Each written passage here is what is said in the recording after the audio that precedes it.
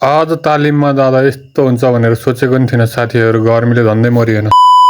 हे guys, welcome back again my mini blog. आज चाहिँ म जाँदैछु देवघाट गाउँपालिकाद्वारा आयोजित सहकारिता कोपोमिस तालिममा। त्यहाँ चाहिँ सहकारीको व्यवस्थापकहरूलाई बोलाएका रहेछन्, म पनि व्यवस्थापक परेँ, त्यही भएर गएको। यहाँ आइपुग्दा त कोही पनि आइपुगेर म मात्रै थिएँ। त्यसपछि एकछिनपछि सरहरू आउनुभयो। त्यसपछि एकैछिनमा चिया पनि आइपुग्यो। चिया खाएर तालिम पनि स्टार्ट भयो। तालिमको चाहिँ आज सुरुवाती दिन भएको कारणले उद्घाटन सत्र चाहिँ अध्यक्षद्वारा ब्यानर पढेर गरिएको थियो। अनि त्यसपछि परिचयात्मक कार्यक्रम भयो। त्यसपछि तालिम पनि भट्टाभट स्टार्ट भयो। सिक्दै रमाइलो गर्दै जाने क्रममा चाहिँ अब ठ्याक्क तालिमको बिचमा चाहिँ रमाइलो गर्ने सेसन आइपुग्यो। त्यसपछि यहाँ आन्टीहरूले म्यामहरूले चाहिँ एकदम गीत गाएर रमाइलो गर्दै हुनुहुन्थ्यो।